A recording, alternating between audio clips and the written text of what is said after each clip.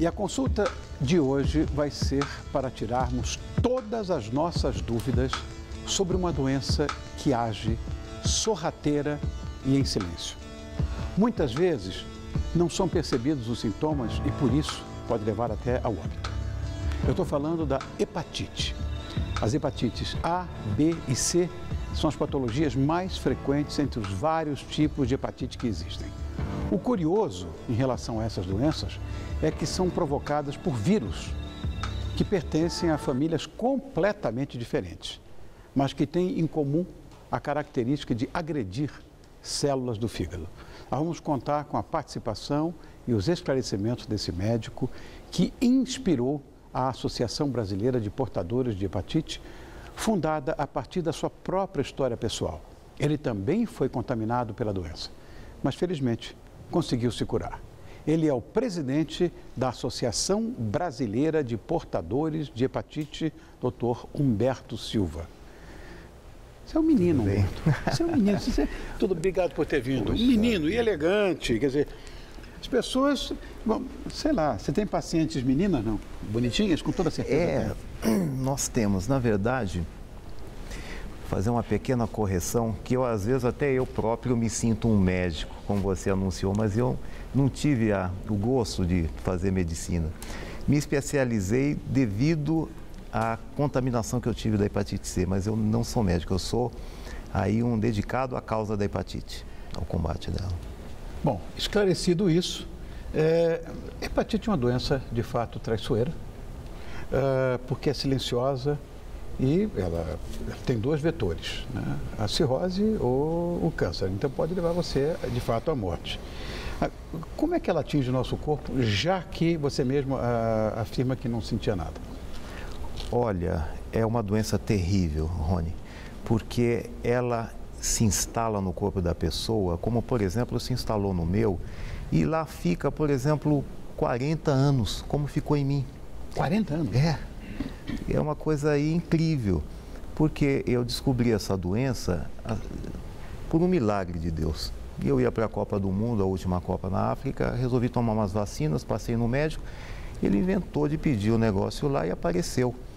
E se não fosse esse médico, a doença por si só não teria me dado nenhuma outra demonstração de que ela estava ali em mim. Muito bem, tive o negócio ali e tal, constatado, próximo passo, fazer a biópsia no fígado para ver o estágio que está o fígado. Porque a doença, ela instala-se no corpo e vai comendo o fígado da pessoa aos poucos. Fiz a biópsia e não é que eu estava com cirrose hepática já sem saber? Gente, você teve cura espontânea? Não, eu fiquei com ela e estava com ela, mas eu não sentia nada. Então eu falei, puxa, mas como pode um negócio desse que a gente lê um pouquinho, se instrui um pouco, mas eu nunca ouvi falar dessa doença e eu estava prestes já a morrer dela. Deus meu, que coisa. Foi um choque para mim isso aí, né? Quais são os tipos de hepatite, Beto? Que há a possibilidade de evolução de um tipo para o outro, não, né? Não. Muitas pessoas confundem que a hepatite ela é evolutiva, mas elas são distintas, né? Existe a A, B, C, D, vai até a G. E cada uma... Até a G? Até a G. Cada uma é diferente da outra, né? Como você disse muito bem, os tipos mais comuns que existem são a A, a B e a C. Eu diria que muita confusão existe entre as pessoas pensando que a hepatite, quando a gente fala hepatite, vem na cabeça da gente uma doença leve, moderada, que é a hepatite A, né? É aquela que o médico antigamente... Da icterícia, aquelas coisas? E eles mandavam a gente para casa, né, quando a gente era criança, para ficar comendo chocolate em casa e descansando. Hoje já se sabe que não precisa fazer nenhuma coisa nem outra, que a cura vem espontânea dessa, que é a A. A B tem vacina já? Também? A B tem vacina e ela tende, se Deus quiser, a ser extinta do planeta aí, porque as próximas gerações vão se vacinando, né? Então vamos ficar na hepatite C, que é considerada uma das piores epidemias atuais da humanidade. Sim. Isso eu cheguei a ver, inclusive, isso na internet. É verdade que a única forma de transmissão é, na verdade, o contato sanguíneo? Quer dizer, e o contato sexual? O sexual era tido como possível até um tempo atrás. Na verdade, nesse ano foi divulgado um estudo muito importante de uma universidade na Inglaterra, que desmistifica isso aí. Ela esclareceu que os casais que um tinha, um cônjuge tinha e o outro vinha a ter, os dois eram de tipos geralmente diferentes da doença. A pessoa tinha pego de uma outra fonte. Então, em milhares de casos, ficou provado que o risco de se pegar através de contato sexual é muito pequeno. Só se houver uma lesão ali sanguínea muito forte, né? Então, em suma, a B, sim, ela passa pelo sexo. A C, Isso. não. A C, não. Não. Agora, depois de contrair o vírus, quais são as consequências da falta de tratamento? Porque ela é tão silenciosa, ela não se manifesta. Você foi descobrir que você deve ter feito um exame de sangue e apareceu. Exatamente. A pessoa que ela não tratar a hepatite C, ela está correndo sério risco de vida.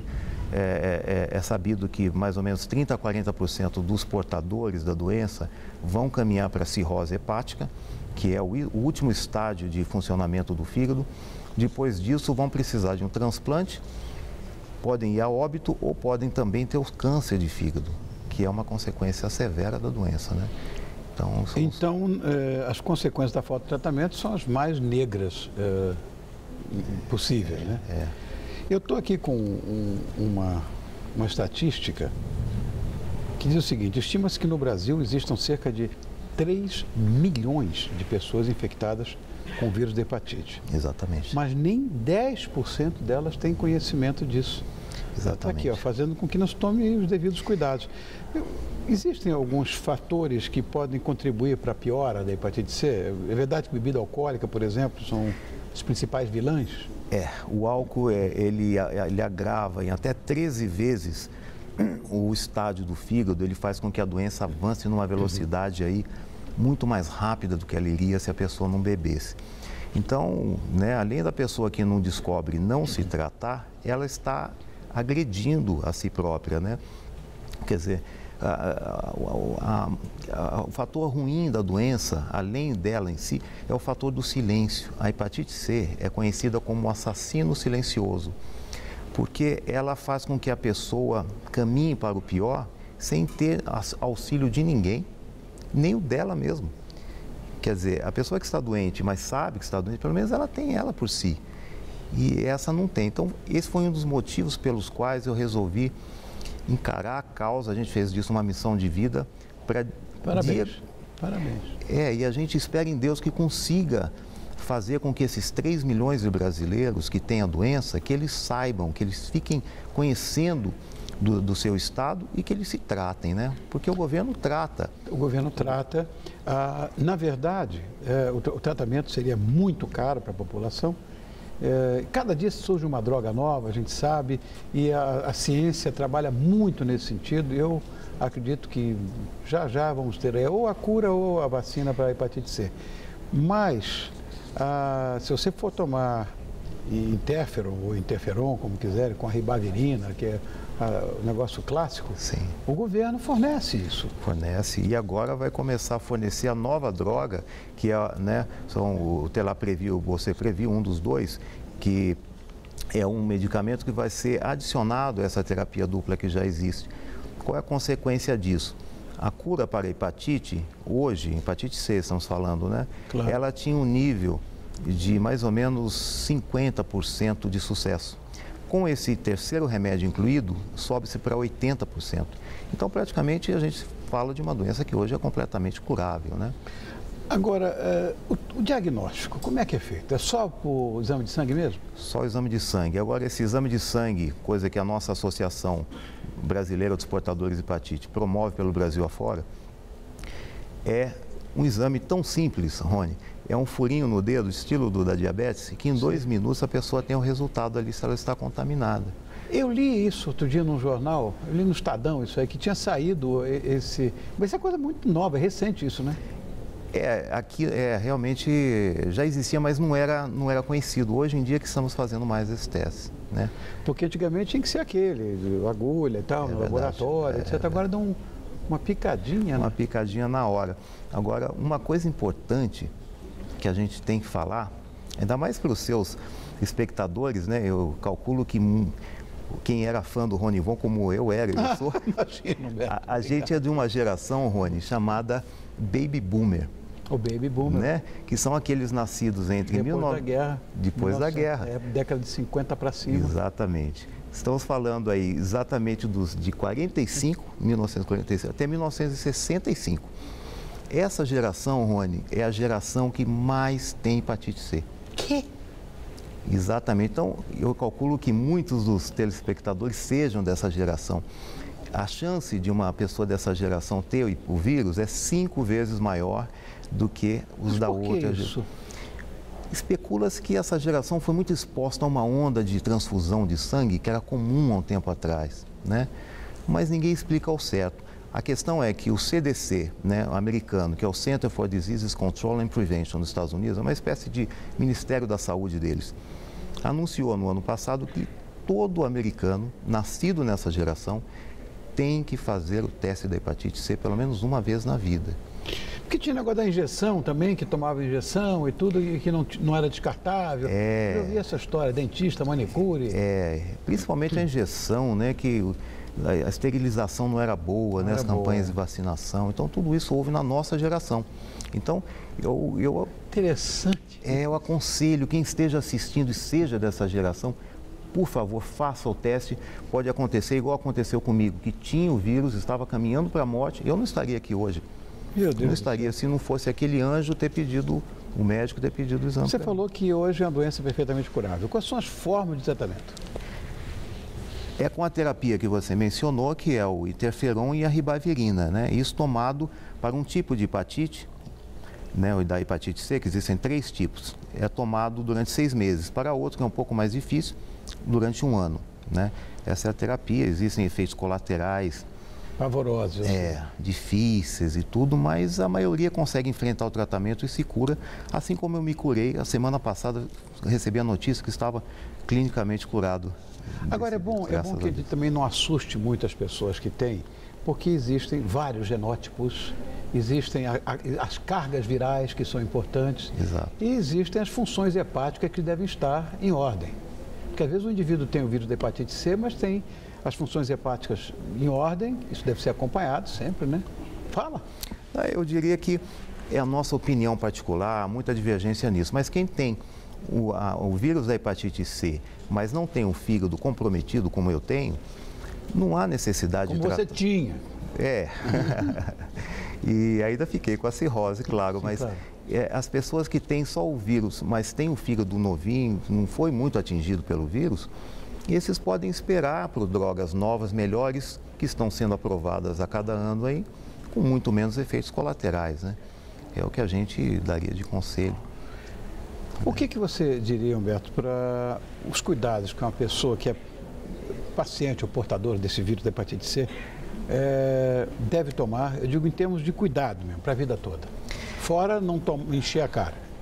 Coisa que eu fazia e infelizmente não vou poder fazer mais, nunca mais. Hoje eu tenho cuidado até de pedir que não venha álcool no molho da carne.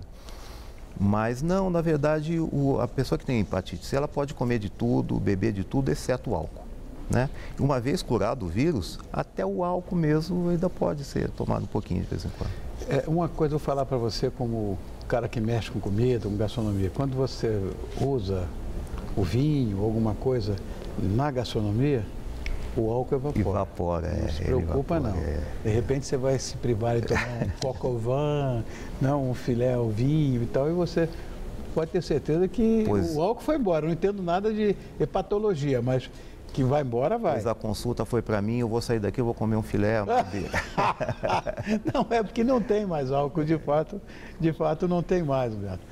Bom, eu fico animado com essa sua visita aqui ao programa, porque com toda certeza, muitas das pessoas que estão nos vendo agora, quero só repetir, eu estou aqui com o presidente da associação, que não vai me deixar mentir. Não entre em pânico, porque tem vários genótipos, tem um que é mais perigoso, outro que é menos perigoso, e a carga viral também é maior, menor, enfim. E se isso acontecer, você tem medicamentos para tomar. Muito obrigado por ter vindo. Obrigado você, Rony, é uma satisfação. Minha, pode ter certeza. É um galã, Roberto, não é? Eu quero agradecer a presença do presidente da Associação Brasileira de Portadores de Hepatite, Humberto Silva, que tem esse trabalho tão bonito, que é uma coisa de preocupação, de fato, com o nosso semelhante. Obrigado, querido. Obrigado Volte você, sempre, Rony. Humberto. Obrigado. Obrigado, irmão. Ó,